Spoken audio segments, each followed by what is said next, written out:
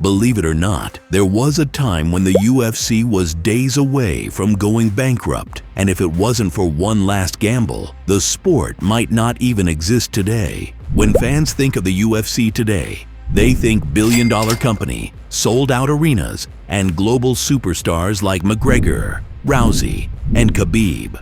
But before all of that, before the ESPN deals, before the Ultimate Fighter, the UFC was a money pit that nearly destroyed itself.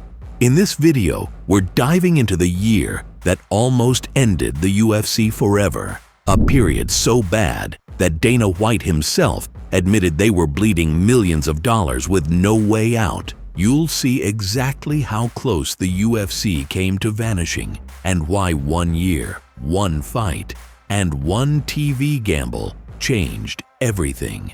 How close did the UFC come to shutting down? Closer than most fans realize. So close that one phone call in 2004 could have ended the whole thing. Here's the picture. Dana White spots a dying brand and tells the Fertitta brothers, "We can buy this." They pick it up for around $2 million. Sounds like a steal, until the bills hit. Every event costs a couple million to put on, and the returns aren't there. Pay-per-view carriers don't want it. Politicians are calling it barbaric. Sponsors won't touch it. A few years in, they're not just in the red, they're buried. 40 million down, then creeping toward 45 after one more roll of the dice. That's not, "We're struggling." That's, "We might have to sell tomorrow." And 2004, the year before the TV breakthrough, was the worst of it. The roster felt thin at the top, and the divisions were a mess. Lightweight? Essentially shelved. Middleweight? The belt had bounced out of the company, and the weight class stalled. That left welterweight, light heavyweight, and heavyweight to carry the brand. January 2004 looked like a turning point, until it wasn't. BJ Penn moves up and shocks Matt Hughes, the UFC's most dominant champion, and then walks away for a better deal elsewhere.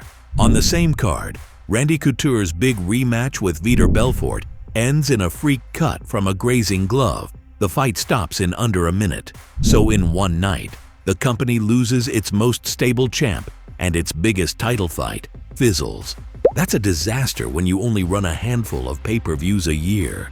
Heavyweight was worse. The belt had ping-ponged through positives, injuries, and exits. Josh Barnett stripped, Tim Sylvia stripped, Frank Mir wins the title. Then a brutal motorcycle accident sidelines him for ages. Pride in Japan had the glamour names. The UFC did not. By mid-2004, they had no heavyweight champ, no middleweight champ, no lightweight champ, and their new light heavyweight champ had won by accidental eye cut. That's the scoreboard.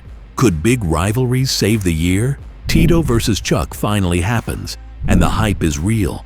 But the buy rate, while decent for the time, isn't enough to fix a company bleeding 8 figures. Lorenzo Fertitta later said even around 100,000 buys could still mean break even at best. Break even doesn't dig you out of a $35 to $45 million hole. This is where the almost died part gets plain. Lorenzo calls Dana. Maybe it's time to sell. That's not drama for the cameras. That's a real crossroads. The next morning, he calls back and says, "Keep going."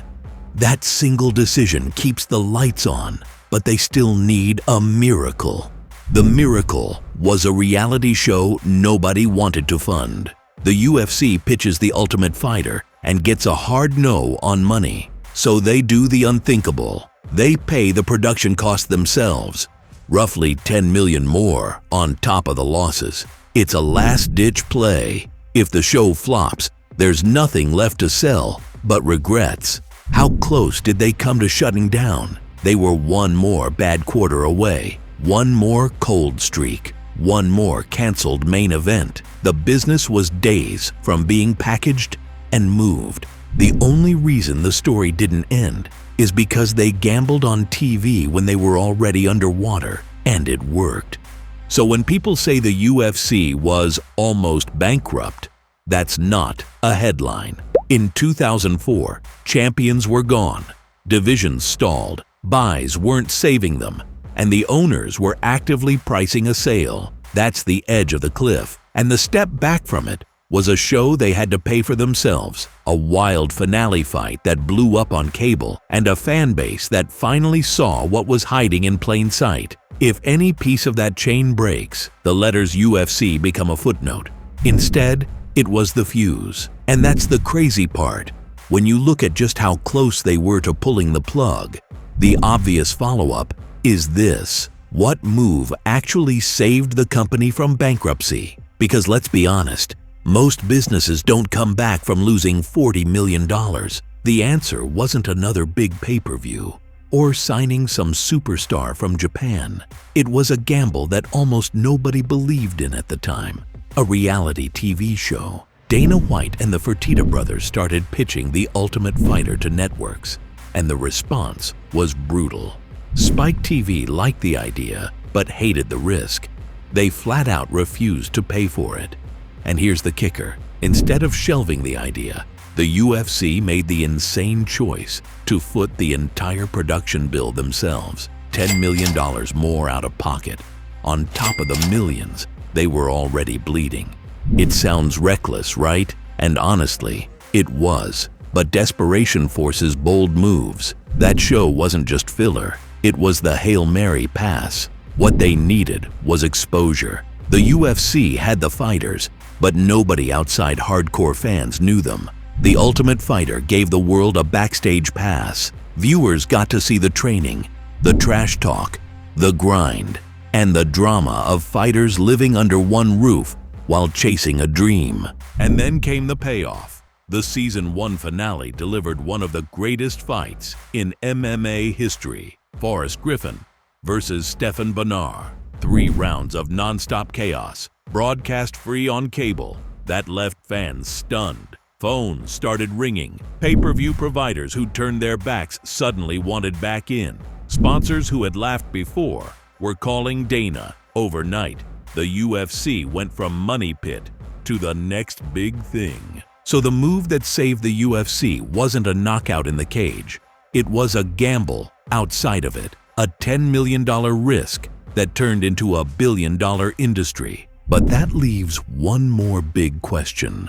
What would MMA even look like today if that gamble hadn't worked? Think about it. In 2004, Pride was still massive in Japan, running packed arenas with legends like Fedor, Crow Cop, and Big Nog. If the UFC had folded, Pride likely becomes the global face of MMA. But Pride's own house of cards came crashing down a few years later with scandal and financial collapse. Without the UFC stepping up, MMA might have been pushed back into the shadows, remembered as a failed experiment instead of the mainstream sport it is today. You also lose the stars who defined the modern era. There's no Conor McGregor storming into Madison Square Garden, no Ronda Rousey headlining pay-per-views and bringing women's MMA to the spotlight, no Brock Lesnar crossover spectacle. Khabib versus McGregor doesn't happen. John Jones's title reign maybe never even takes shape. The Ultimate Fighter finale that saved the company, Griffin versus Bonnar, would have just been another fight in some regional promotion that only hardcore fans ever saw. And the ripple effect goes even deeper. Without the UFC proving MMA could be a money-making machine, ESPN never makes a deal. Sponsorship money doesn't flow in. Other promotions like Bellator or ONE might not even exist in their current form because the UFC's survival set the standard for what was possible.